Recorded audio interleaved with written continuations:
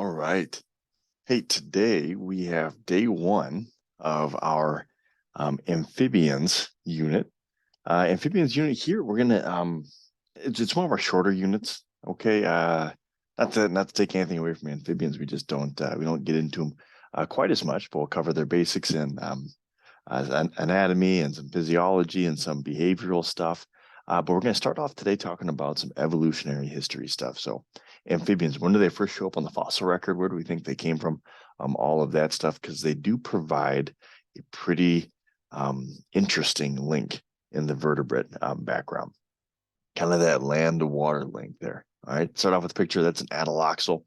You guys might know that from Minecraft days there, but that is a good look at an amphibian. So kind of what is going on here? All right, where do amphibians show up? We know fish have been around the longest from the Devonian era, but where do amphibians start to enter the scene? And we have to start with these guys, okay? The lobe-finned fish. If you guys went back and looked at our fish chart of families, you'd see the lobe-finned fish. Now, there still are a couple of different living members, okay? I'm not even gonna try to pronounce that one. All right. Coelacanths, I think, I have no idea, are one of the few living members today. But these were a different kind of fish popped into the scene. And they're a different kind of fish because these lobe-finned fish have bones in their fins, not the skinny rays. Okay, so we've all seen a fish fin before. It almost looks kind of flimsy. Okay, very cartilaginous. Just almost just like a little brace for the webbing inside there. These are different. Okay, they actually have some rudimentary bones inside of those fins. Okay, so they're more like little appendages versus these fins. These, well, I will say lobes, not lobes. These lobes closely resemble the shoulder girdle seen in terrestrial vertebrates today. Okay, so they really do have some of the same patterns in those arms as even we as humans do. All right, sorry, too fast, too fast. So here's a look at what I'm talking about. Here's our ray finned or our bony fishes. They have kind of this line of bones, but then they have these projectiles coming across them. Not very arm, shoulder, hand like. And then we look at the lobe-finned fish, and if you look like, oh, those are some bones coming out into there. Okay, they're very different shape than our bones, but there's bones nonetheless coming in there. And so when we look at these bones, and it's something that we're going to be talking about, is that every vertebrate on Earth with arms follows this exact same pattern. Okay. Even us as humans, we go from one bone to two bones to lots of little bones. Okay. We have a humerus, we have an ulna and a radius, and we have a lot of little bones in there. And we can trace that pattern back to these lobe-finned fish that had one bone, two bones, lots of little bones in there. So it's interesting stuff. And so what these fish do is they give rise to the origin of tetrapods. Okay, tetra meaning four, pod meaning leg. So these fish were some of the first to give rise to our four-legged ancestors in there. So here's a look. We have our ray fin. So here's a look at this chart. Further to the left is back in time. So we see different branches. The ray-finned fishes are the oldest, but then we see these lobe-finned fishes, and then giving way to, I'm struggling clicking today. These lung fishes, and then all of these other vertebrates that we start to see, including what we would consider to be modern amphibians in the tree of life there.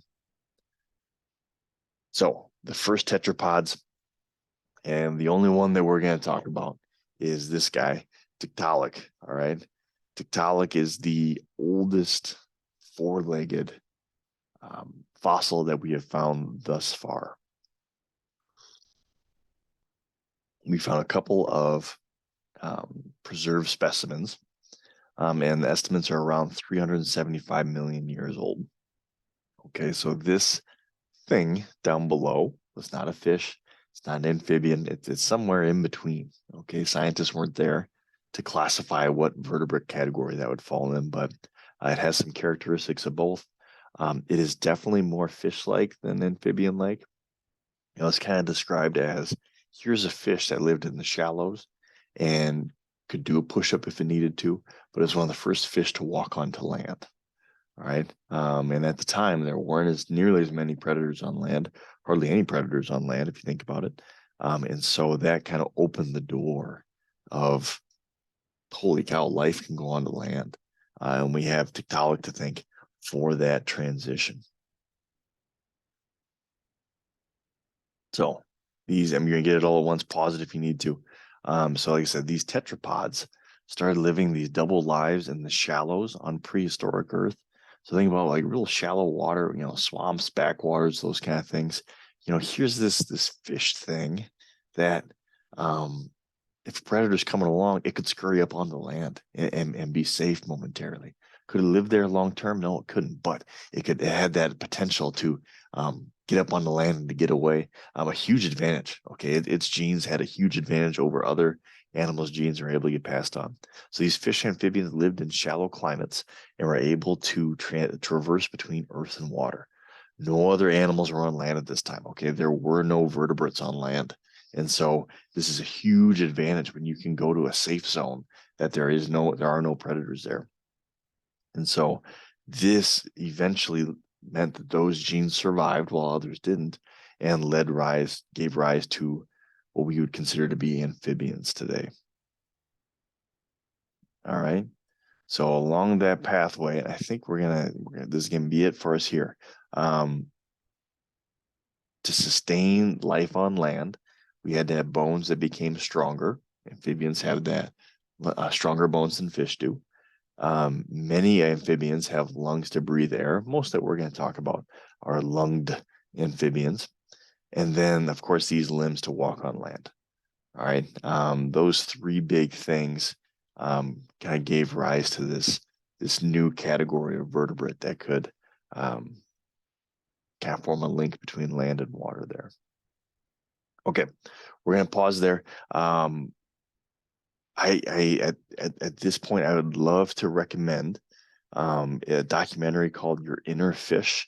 It's on Amazon Prime. It's a 3-part series. The first part talks a lot about Tiktaalik, if we go back there, all right, and kind of the discovery and really goes into the science behind it, the genetics behind it, and all that stuff. It's also a book, but it's an interesting documentary if this kind of stuff is up your alley. Like I said, Tiktaalik. Your Inner Fish is the name of that thing. All right. So I encourage you, if you want some enrichment, go and check that out.